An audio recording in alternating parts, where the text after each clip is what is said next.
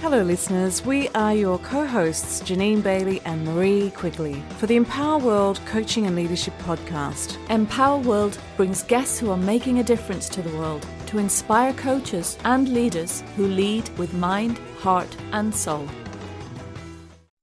Hello and welcome to the next episode of the Empower World Coaching and Leadership Podcast. And today I'm without Marie, but I am with Paul Jefferies, a wonderful coach who I met recently on the Association for Coaching Global Coaching Outdoors Conference, which I believe was quite new and refreshing for the industry. So if not, it was the first time that anything like that has happened. So I really enjoyed being a part of that conference, as I do feel so connected to nature in so many different ways. And so it was a delight to be an attendee in that conference. And I also attended Paul's session in relation to team coaching in nature. And as a coach, I really appreciated what Paul brought in, his wisdom and what I learned from that session. So I thought to myself, I must ask Paul to come on to our podcast. So welcome, Paul. Thank you for saying yes. And thank you for your time. I know it's a busy time for you, organizing another conference or training in relation to outdoor coaching. Paul.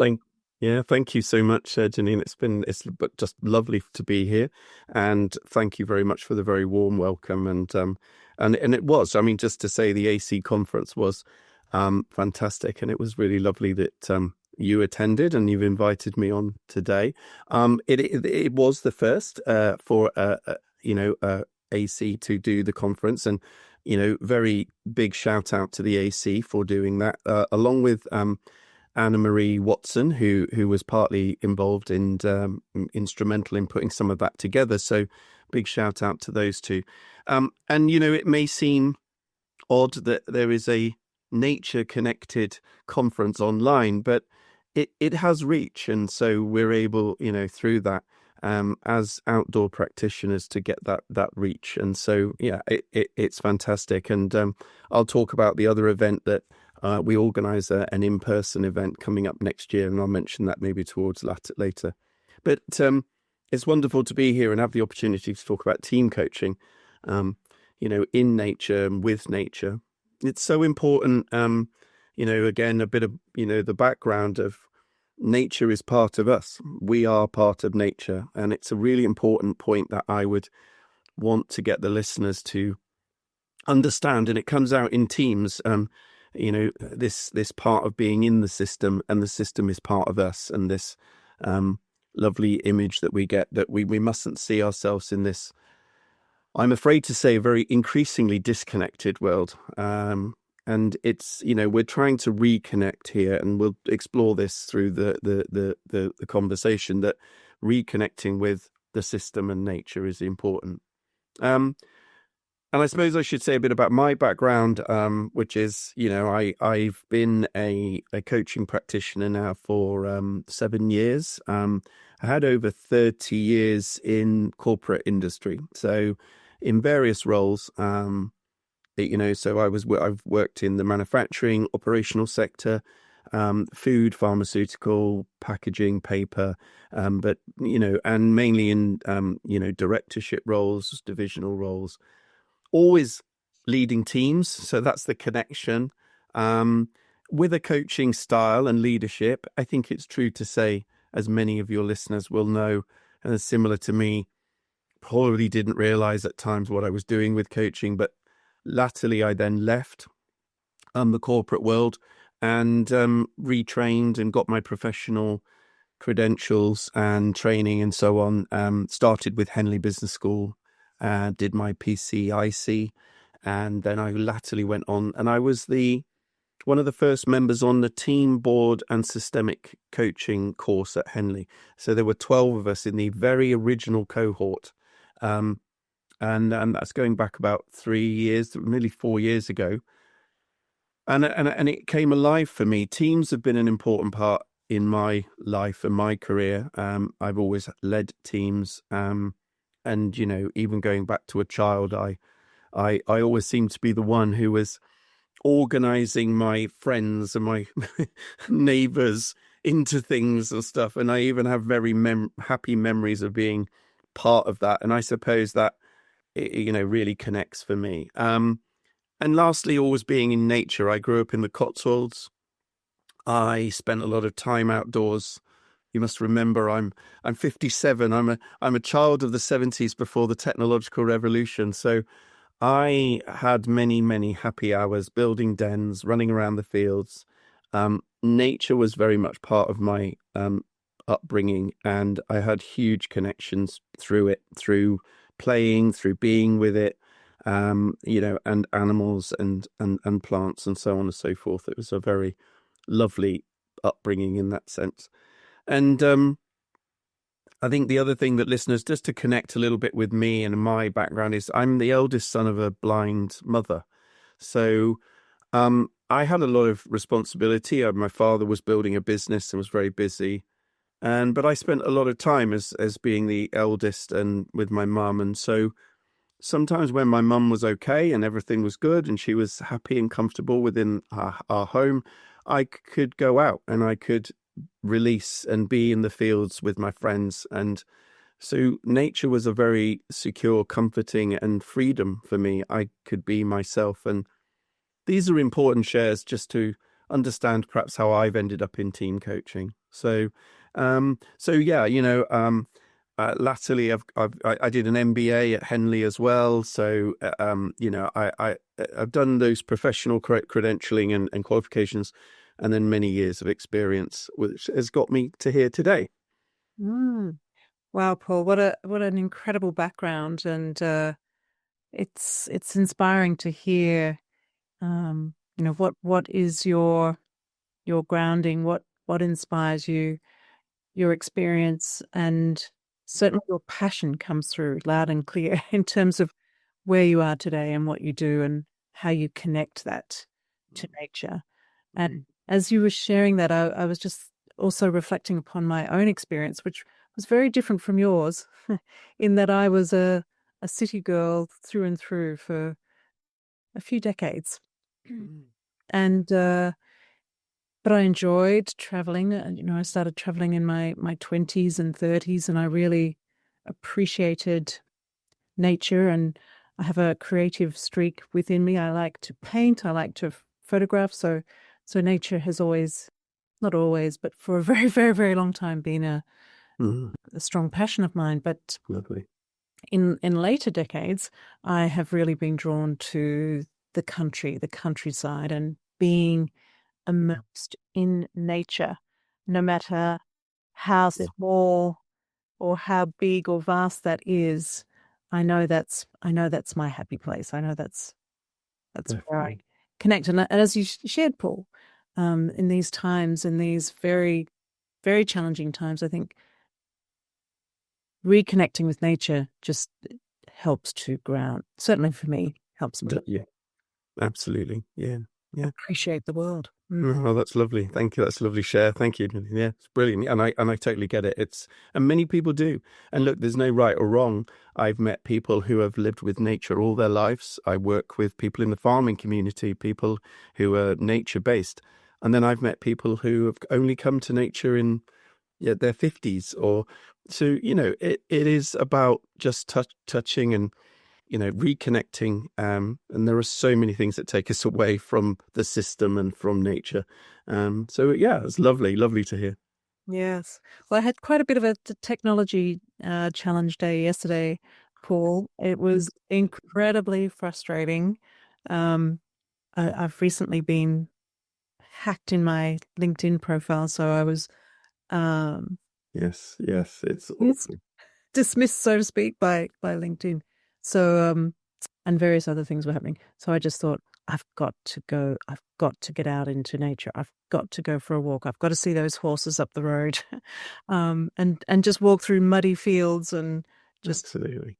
which was good for you. yes, Absolutely. it was a good thing to do. And like you said, Paul, a big shout out to the Association for Coaching to make that conference happen.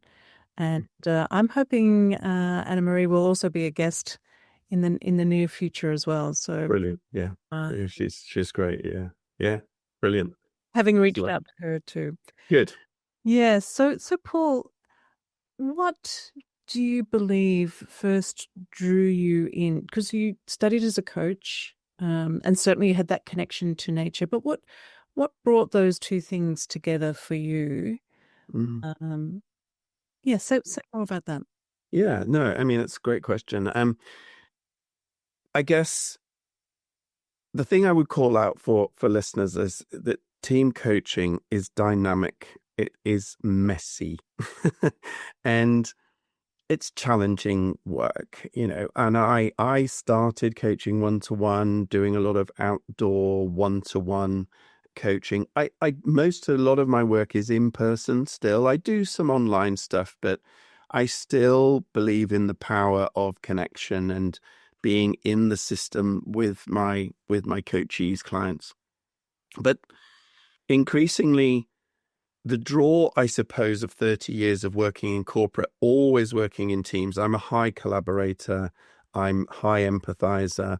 And I'd had, we have to be clear, I'd had 30 years of immersion of being in a team, a manufacturing team, a sales team, a leadership team. And so it wasn't really much of a stretch for me to, first of all, craft my practice outdoors one-to-one. And perhaps we'll talk about the practicalities of how I made that transition in a bit. But the team stuff really was not far away. And when Henley approached and I saw that they were doing this first cohort for team coaching and board and systemic thinking, I just jumped at the chance. And I was lucky to, the lecturers were Paul Barber and Lucy Widdowson, who are just fabulous people. I would call them out as amazing, both coaches and lecturers and team coaches. And they're in the second edition of their book, Team Performance, which is a wonderful book. And I worked, on that, did that, and it really sparked a real energy in me around, this is what I want to do. I enjoy this, but I'm going to do it outside. And so the two was just this whole unison and combining of my love of nature and walking. I've always loved walking, and teams and corporate teams. And so I started to create days, sessions, and how that might look for a team and stuff. So I took a lot of the learning from, shall we say, the classic kind of team coaching models, which we can unpack a little, but then I kind of brought that out into what that means being outdoors and the benefits. And it was very clear very early on that the systemic side of being outdoors really helps connect teams around that stakeholder thinking, being part of the wider system. So, my approach to team coaching does tend to work on leader. So I will work invariably with the CEO, then I will work with the C-suite, and then we will work with the organization. And we sort of almost unpack and come out.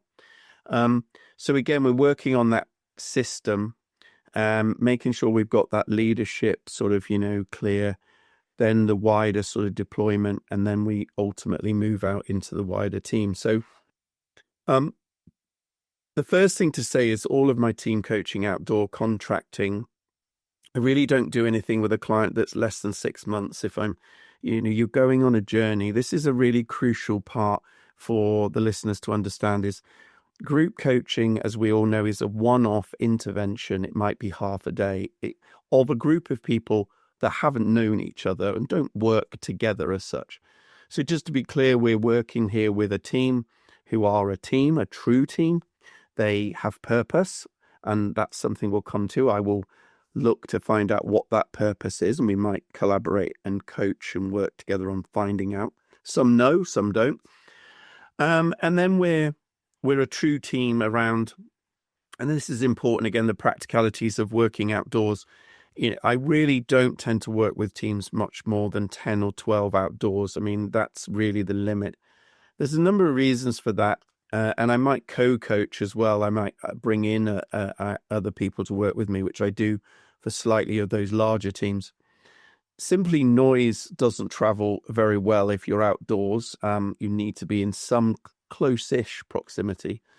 And ultimately, you've got to get yourself around those people, etc., and feel that there's quality within the coaching.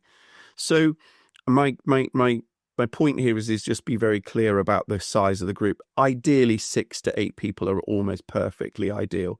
And you're going on a journey. You're signing a contract. You're working with this team in interventions. Initially, it's always quite high. There's a lot of intervention. You might be doing some stakeholder analysis, team of teams. We're looking for where are the dynamics, what individuals might be experiencing within that team. And then we're kind of then tailing that off. And so this might be a 1-day session in I find locations. I would encourage the listeners to find a location that's, you've got to hold psychological safety. You've got to hold some, confidentiality. Parks and certain places are okay, but you've just got to be very careful. You're in a corner quietly somewhere. I have had people, I'm just going to share warts and all, where I've worked outdoors in a park and a member of the public has gone, oh, there's a group of people over there, and they've walked over and stood on the edge and looked in, and it's a bit like, hang on. So, I've seen a lot of it. There isn't much I haven't seen. So I tend to find locations, a private owner. I have a beautiful stately home here, which is used for weddings at weekends, but it doesn't get used in the week. And so I make use of it, and the owner is able to make some revenue. So, there's always lovely little places to find, if you can, where you can bring a team.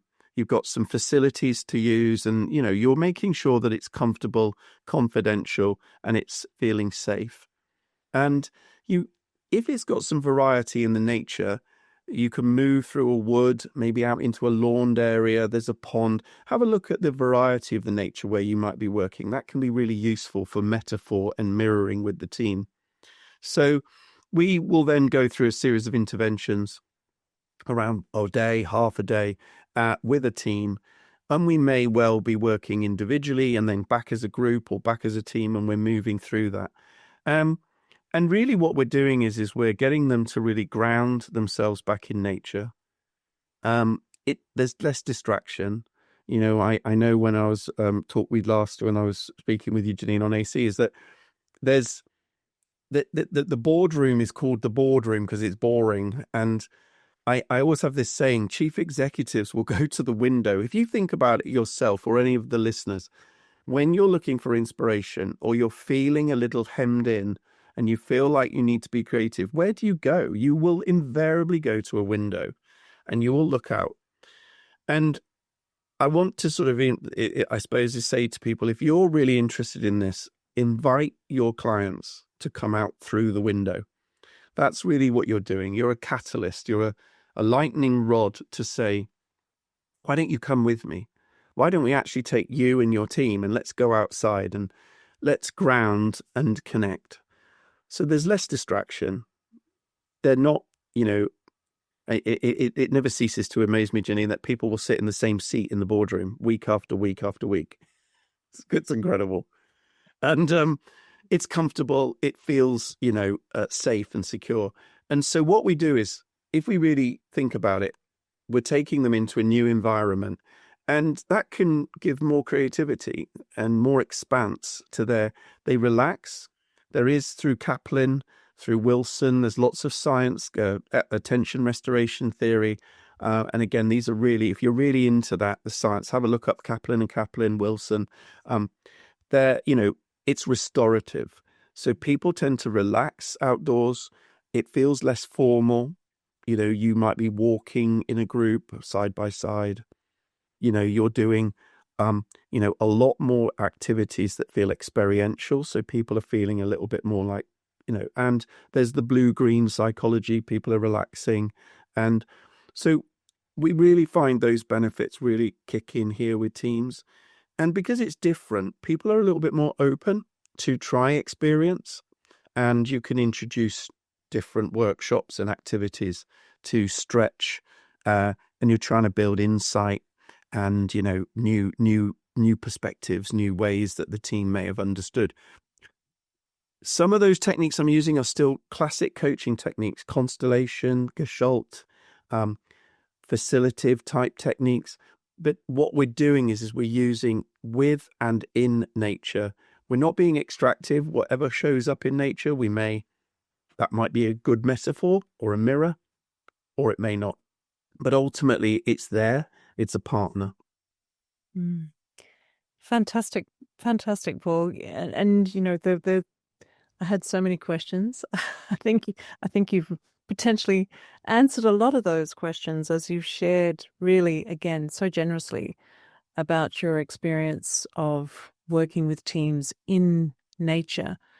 And one of the things I was going to ask you about is, what is it that you do see that really makes the difference when you are in nature that supports the teams, and you've explained that too. Yeah. And so I'm wondering whether in your experience then, if there have been times when perhaps individuals haven't felt comfortable in nature, or perhaps something has happened, perhaps a freak storm has moved in, or it's perhaps turned chilly, which can make people feel uncomfortable. I'm wondering, again, for the audience who might be thinking the same thing, how have you worked around those kind of Yeah, curveballs that might happen? it's a great question, and obviously, we've got to sort of think as well about this. Is, we're going out globally here to listeners, environment, different countries. So, contracting here is incredibly important. And so knowing, your environment, where you're going to go, is really important. The practicalities of team coaches going outdoors. So first of all, a risk assessment, know the location, understand that we're going into a dynamic environment. The weather changes, things change. So knowing that you've got a dry weather alternative. So that might even be there is a marquee, a room, or somewhere, a stable block. I think I've used all of these in some form or another. I have sat with a team in a disused stable block, having some bacon sandwiches in the morning and cups of coffee while we retire from the rain. But I still make use of that space. So we may be having an informal, food and some coffee, but we might still be continuing a group discussion, but we're in the dry. There really is no such thing as bad weather to a point, but there is bad clothing. So we do contract very heavily to ensure that our teams understand that, this is the kind of the kit list that you may want to bring for the day or the half day or whatever. Understanding that closer to the time as a team coach, I will give you updates. So sometimes I get the team on a WhatsApp group and I might just look at the weather and say, okay, we're looking good for tomorrow morning. So actually, I think we're okay for sort of sweatshirts and trainers or walking boots, or we might need wet weather gear. So it's understanding the ability and the level of your engagement of what that team is prepared to, engage with. So I've had some teams who want to do something far more adventurous in terms of a walk. So we do walking in coaching. We might head off into what is the Peak District, much more exposed. And so therefore I'm taking the responsibility, very clearly. So first of all, I'm a qualified outdoor first aider. So this is something I would also, again, draw our listeners to. So I do a 16-hour, 2-day, full-blown first aid course where I'm qualified to deal with stuff out on the hill or the outside. I'm a mental health first aider, and I have my insurance also takes over the fact that I'm going outdoors and I'm kind of with a group outdoors, etc. So again, look at the public liability, look at those aspects as well. They're very important things to Have I done a coaching? Yes, I remember standing with a young lady in the Peak District. It rained. Somebody may as well have been pouring buckets on us. It was that bad. And of course, it turned inclement very quickly. And I asked the coachee, would they prefer we head back to the car and we call it a day? And this coachee was, no, let's find a dry spot under a tree. And we sat under a tree and we carried on coaching with the rain pouring. I mean, literally. We got caught out that day. The weather turned quickly. But all the time I'm looking and checking about how's the coachee feeling. It does happen. And then I've had glorious sunshine where it can become very warm, and you've got to then be aware that, have you brought a sun hat? Have you got sun cream? Have you, so we're really sort of taking the coaching, both physically. I mean, it is somatic. We're working head, body, and soul, but we've got to also take some responsibility as the team coach for people's comfort. So those are some of the things I would say, the practicalities of what we're doing here, and of course making sure that we find an area that's interesting, and the nature itself is useful. Can be really important. So there's not distraction. We want an area where we can focus on the team, but we don't want someone in the team so distracted that they're looking off or away, and they're not engaged. So it's a dynamic environment, and you've really got to do your homework, and recce the area, maybe understand. But equally, that recceing can be positive, because you may be drawn to something that you think, this could be really useful in my workshop, in eliciting some metaphor or some mirroring, or this is a really lovely walk. Or so it's a positive and a negative. You're thinking of what could happen, but you're also thinking of all the great stuff that you could use. Yes, absolutely. And Paul, I wonder if there's any kind of example that you could share with our listeners that really demonstrates that the power of team coaching in nature. Something brief, and something, of course, I know it will be confidential for those involved. Yeah, absolutely. Yeah, so I think one of the things I would encourage listeners to try is, I use a lot of constellation work. It works extremely well, as many of the listeners will know. Constellation work, coming from John Whittington, or even back earlier to family constellation used within family, therapy. And I'm particularly interested in that. I do a lot of constellation in my working week and months, and so I have a beautiful one, which I'm very happy to share, in the sense is that so we explore a waterside lodge, and a typical exercise may be that we have a team who come along to my waterside lodge. I invite them to come in, and we have an inlet that comes from the lake, and we have deep end, we have a shallow end, we have a diving board, we have a lifeguard's chair, and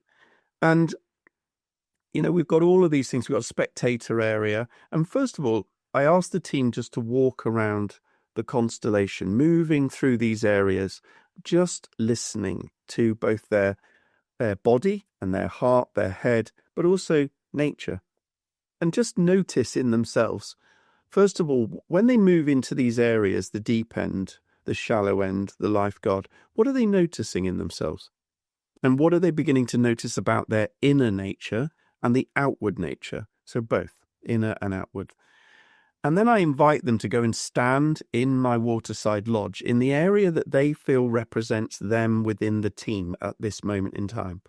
So I've had people who are they end up on the diving board, Janine, and people become very somatic and very almost quite theatrical. I'm diving in. They're going. And when we invite them to explain why they've placed themselves. So I'm coaching here, and I'm inviting them to share with their members of the team. Oh, I'm here, they say, because I'm about to dive into this huge project. Globally, I've been invited to lead this project, but I'm feeling a little unsecure, a bit insecure. I'm not sure. I've got a lot of responsibility.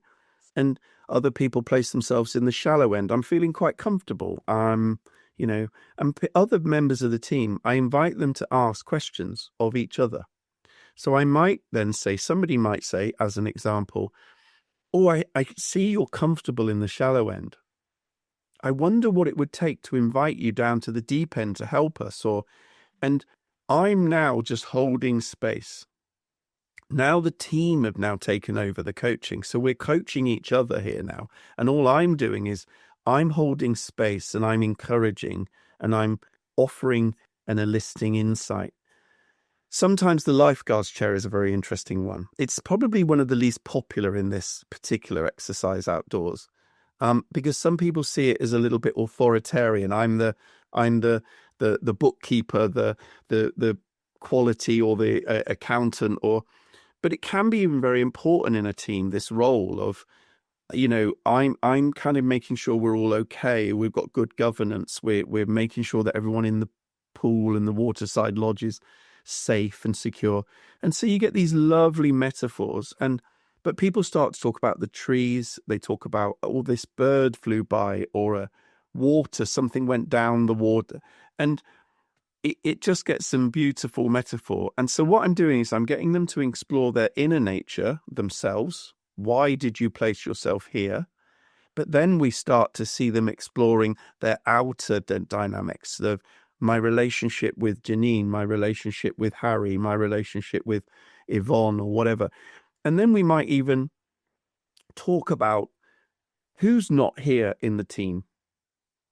What to be fair, people have said, well, the board members are not here, the trustees are not here. So I find something. Could we choose something that could represent them? And they might choose a leaf or a twig or a stone, and we talk about then the trustees, and we say, well, okay, well, where would they be if they were in this waterside lodge, and they place them in the deep end or the. It's incredible. And so much so, one day I was doing a constellation outdoors, and I placed something in the middle of value. I was getting the team to explore values, and I placed a value in the middle of this constellation. And one member, I can't tell you, he will virtually say, Janine, he left the area. He walked so far away from this value, he was almost on the other side of this field. So I said, come on, team, we've all got to head over and go and speak to, the member, why they've gone over there. And when we got over there, they were very clear and honest. They said, that value is so abhorrent to me. This organization has never lived that value, and I cannot understand why you, as the rest of the team, are so close to it. For me, if I could get to the next field, I would be in it. And he was really, and it elicited this amazing conversation within this team. No one knew he felt like that. He'd not declared it, but on this day, we'd created a space where he felt comfortable enough to share. He did, and it absolutely opened up some incredible thinking for this group, and they were able to then move through that. And it's that power of being outdoors in a more connected space, relaxed. And, we explored with him later why he felt he was able to do that. And he said, I felt like this was the space, this was the time that I could do it, and it needed to be said. And that for them as a team is incredibly moving. For you as a coach, you feel very much part of. It's about being in the moment with them and reading and being very present. But I find in constellation work outdoors that becomes very easier. I feel as a coach, Janine, that's where I do my best work when I'm outdoors. I feel alive and I feel connected to the system when I'm in that type of constellation environment. So I hope that answers your question as an example for you and the listeners. Yes, it really does, Paul. Thank you for really bringing the power of nature and team coaching alive with that example. And what I was hearing was that incredible ability for that particular person to somatically express themselves. Exactly, yeah. which, as we know as coaches, is incredibly powerful. So, I'm hearing all sorts of things that were coming together here, that somatic response, but also connected to nature. And in that safe container that you've created in nature to be able to express themselves. Yeah. As freely as they did and powerfully as they did. Yeah. So, Yeah. And it is that the power of that work. And again, I'm always ensure we're never extractive from nature. We're always within, respectful of it. And that's why I always say, use the language of we are working with and in, and we're part of nature. So, my aim is always to leave the lightest touch. For me and the team, we've arrived, but we kind of leave, and there's nature has, supported us beautifully, but we've not. And so, those are just, some really nice things. And some other examples that we might do solo walks, we might do walking in pairs. And again, there's deliberacy as a team coach. We may put, perhaps you and I within a team, we're struggling with our own personal relationship between the two of us. Perhaps we're working on, let's give a real example. We may have I'm always looking for collective goals in a team. But you and I may have juxtaposition, and we're not, our KPIs, our goals are driving us. We're not quite aligned, and therefore we're a little bit. So I might deliberately put us in a pair and walk, and I pair the group up, and we walk, and I move from those pairs, allowing them to have conversations in nature. And so, there can be real deliberacy in team coaching outdoors. So somebody may need to walk on their own. We may walk as a group, or we may walk as a triad, or as obviously I'm holding space. I'm holding the, that safely.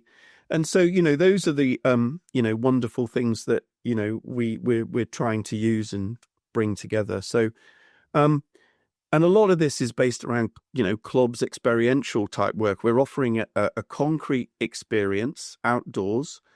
We then reflect, we think about what that may, and then we open up new insight, and then we might move that into an active, trying something. And we constantly go around that circle of, but your opportunity to be experiential outdoors is phenomenal. Yes, you can do that in a room and a boardroom. I'm not suggesting you can't, but there's a lot of outdoors brings that really alive, and you can really work with that.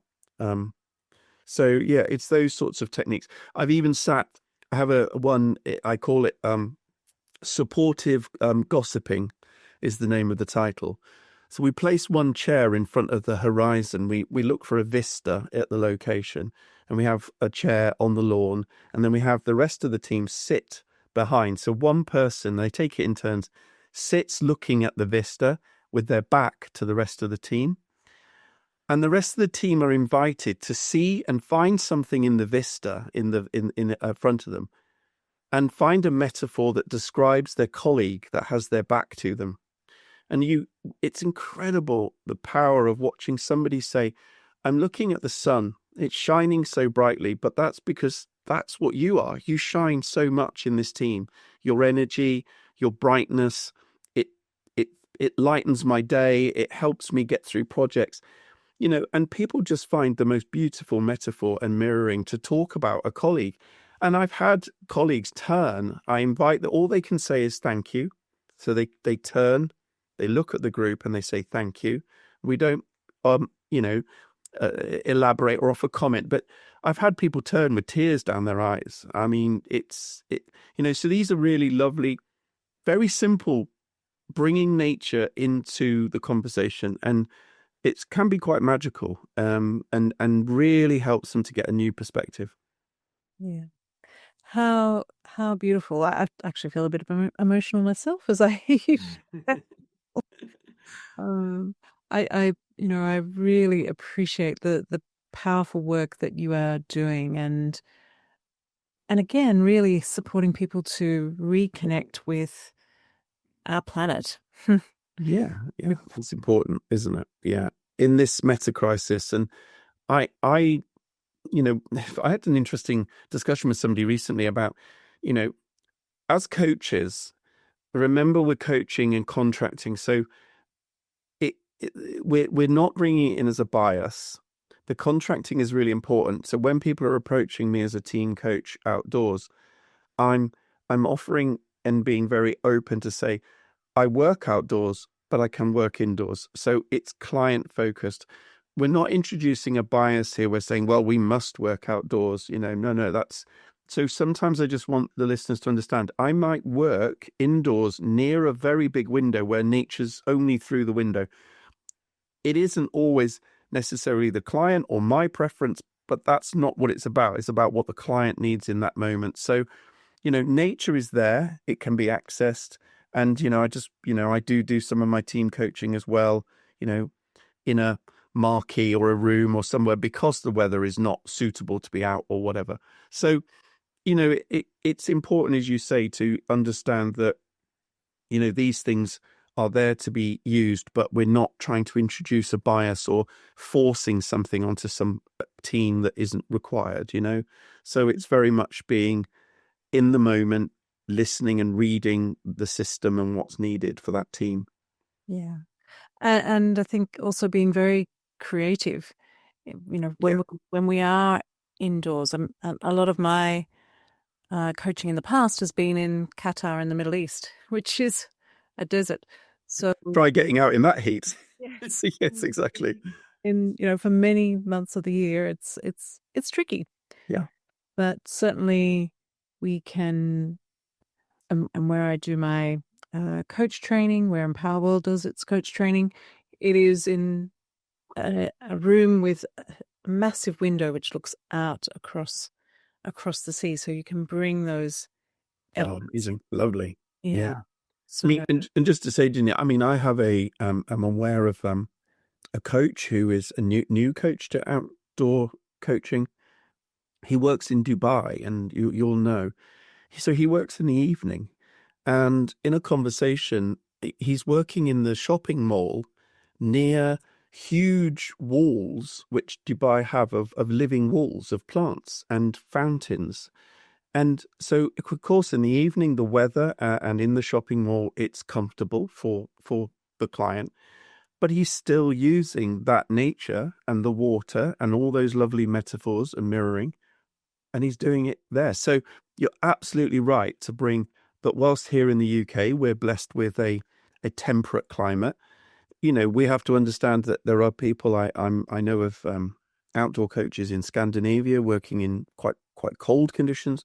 Um, we've got Singapore, where the lovely Lisa Partridge, who does her work in Malaysia, it's very humid, and so we've got to understand that nature is many things, and people are doing some incredible things around the globe, around exactly as you say. So it can be incredibly dynamic as well. So, but I think the last thing I would think in terms of some of that is I think it's about being not just as a coach the team benefit, but you as a coach, you feel much more alive outdoors. You feel very connected, very grounded.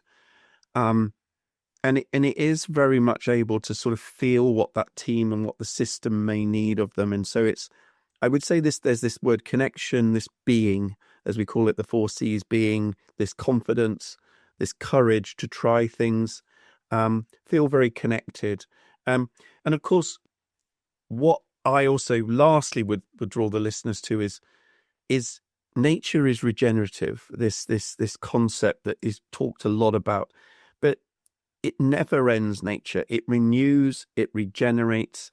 So I bring a lot of cycle and cyclical behavior in.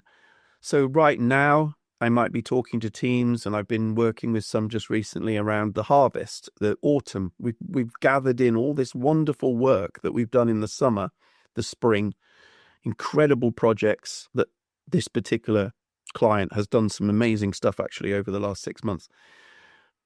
But now I'm trying to get them, we're thinking about and challenging them with questions around, so what are we going to do in the winter? We're going to hunker down. We're going to restore the storage. We're going to replenish. We've got to be ready for another growth spring year. What is it did we learn? Winter's a lovely period, as you know, reflective time. So what are we going to take from 25 that we're going to carry on into 26? What is going to die and decay, and we're going to leave it? We don't want to do that. So there's all these wonderful, you know, Mm. and you can be serious, and look, 7 years ago, 6 years ago, I had chief executives. Some of them were, I'm really not sure, Paul, about going outside. And I'm not advocating necessarily that I want them to go and hug a tree or anything. I call it, I'm very much an edge walker between economy and ecology. But I can tell you now, more and more teams are walking out. They're getting it. For various reasons, and all of them are all good. But teams are beginning to see the benefit of this. And it's becoming I think it's going to be a really big area in the next 5 to 10 years. It's growing, and more serious business corporates are seeing the benefit of this. Yes, I have to agree, Paul, that it's going to. I believe it's really going to support and take off. Mm. And, again, bring in new perspectives, and with everything that's going on right now, I believe more and more people are becoming more conscious of what's really truly important. Yeah, yeah.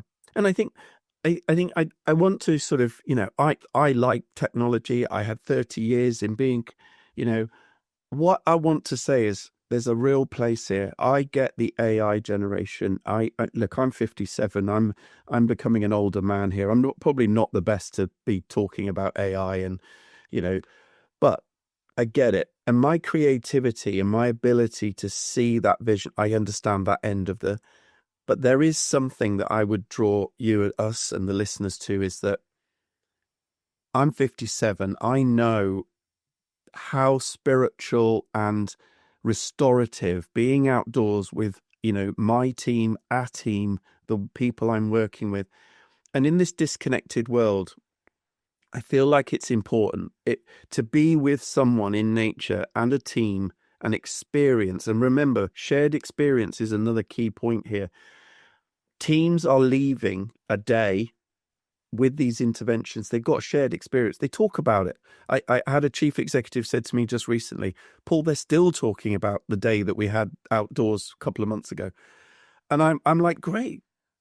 That's what we want, and they're sharing those experiences. So whilst at the end of the day, there is all this amazing stuff going on with technology, and brilliant, hats off to it, I think there is a balance in life that we need to strike between the yin and the yang of that. And I think team coaching outdoors really offers something here. And I think that's what's really important for the listeners to understand. Yes, and I couldn't agree more with you there, Paul. I could not. I think it's a really important point that you brought in. Because yes, we can get too addicted to being in front of these screens,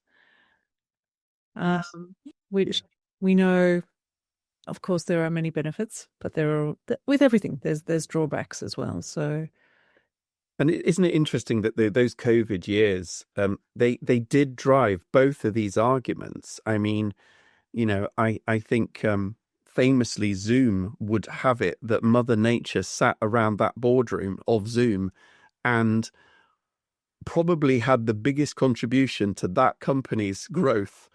yes. And it wasn't any member of that board but Mother Nature sitting quietly, part of nature, allowed Zoom to suddenly, here we are today, and Zoom just took off. But interestingly, we also needed to get outdoors, and the revolution that gave us was suddenly everyone decided and realized, oh my gosh, I'm so disconnected. And I even speak to teams when I meet them, Janine, hermetically sealed Tupperware boxes.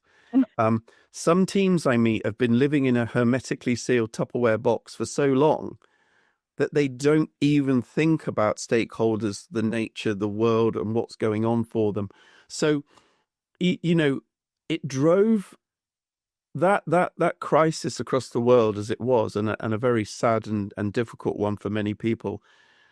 but it drove both of the behaviors that we're discussing. It launched the AI and the online behavior, but it gave and reminded people of something that they'd lost. Yeah. And when constrained to only be in a certain perimeter, Yeah. it really invited people to go, I want to be out there. I want to have that freedom to go out for a walk in nature. So yes, it's really interesting. So Paul, I really appreciate everything that you've brought in to our podcast today, your wisdom, your experience, your thoughts, and so much more. Really, really appreciate it. And before we came onto the podcast, you were telling me a little bit about this upcoming conference. Yeah, thank you. Yeah, so I would just say to the listeners, if you attended the AC or you've attended previous events, we are running again next year. So I am leading for, it's called Nature Connected Coaching Live 2026. We're going into our third year. It's at Henley Business School at the Greenland campus down in Henley. And it's on the 18th, 19th and 20th of June next year. Tickets go on sale in a couple of weeks, but you can pre-register. So if you go onto the Henley Business School, there is or go onto my LinkedIn site, there's a link and you can pre-register for tickets. And it's a 2.5-day in-person event, evening as well, where we have, I think we're now going to be up to nearly 30 working practitioners. We've got ecosomatic painting, we've got ecosomatic work, we've got mindfulness, team coaching outdoors, group coaching outdoors, urban coaching outdoors, right through to guest speakers and research. We cover all sorts of topics. So it's an experiential 2.5 days where you can immerse yourself with like-minded people. And if this is of interest to you, go to my LinkedIn site. And we would love to see you next year, because this is a growing community and it's doing some really, really good stuff. And yes, thank you, Janine, for reminding for about that. But it's I love it. As you can tell, I'm very passionate about it. And I'm glad that we're able to build a community here across the world. By the way, we had people coming from 9 countries last year, flying in all over the world to come together. Wow, beautiful. Well, I am going to register myself after this call. Fantastic. So thank you, Paul. And of course, listeners, you can get in contact with Paul. We will see with the description of our podcast, Paul's contact details. So, and of course, he's on LinkedIn, which is where I was able to reach out to you, Paul. Yeah. Paul, once again, thank you. Thank you. Really appreciate who you are and how you show up and how you share your wisdom. So pleasure. Thank you. Yeah, it's been a delight. And listeners, if you have got value out of this and you know people who would also get value, we'd appreciate you sharing this podcast and, of course, getting in contact with Paul. Thank you, Paul. A wonderful session. Thank you. Thanks for listening. You can find out more about us on our website, www.empower-world.com, and on our social media networks, Facebook, LinkedIn, Twitter, Instagram, and YouTube. Be empowered.